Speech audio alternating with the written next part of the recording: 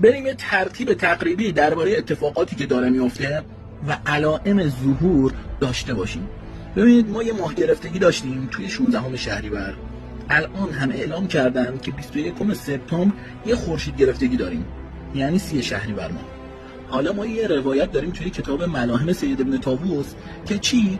اگر یک ستاره دنباله‌داری دیدید، ناسا رصد کرده یه ستاره دنباله‌دار کی 30 اکتبر 8 آبان که قبلش یک خورشید گرفتگی و ماه گرفتگی اتفاق بیفته، شما باید منتظر چی باشید؟ رسیدن نماینده عباسی به خراسان. ببینید نماینده عباسی اگر توی خراسان رفت و شما ستاره دنباله‌دار رو از سمت مشرق دیدید، بدونید که این نشونه شروع فتنه های بزرگ توی دنیا هستش. فاستعیذوا بالله من شر الفتن. از شر فتنه ها به خدا پناه ببرید. از ظهور ابقع در مصر، ببینید زیاد طول میکشه تا ابقع توی مصر ظاهر بشه. ببینید کمی بعد از ستاره حدوداً بین جمادی اول و دوم. این تاریخایی که گفتم تقریبی هستش، برای نزدیک شدن ذهن‌ها هستش و دقیق نیستش. علائم اگر پشت سر هم اتفاق بیفته این درسته، وگرنه هیچ اعتباری نداره. حالا بریم بعدی، ورود ابقع به شامات.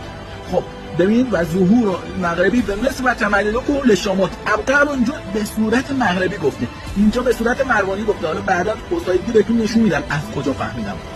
و بعدش توی شامات مسلط میشن، میرن قرقیسی‌ها رو با بنی عباس رقم میزنن و بعد از اون ثم یخرج سفیانی بعد از این قضیه خروج میکنه و خروجه فی رجب از امر محتوم هستش.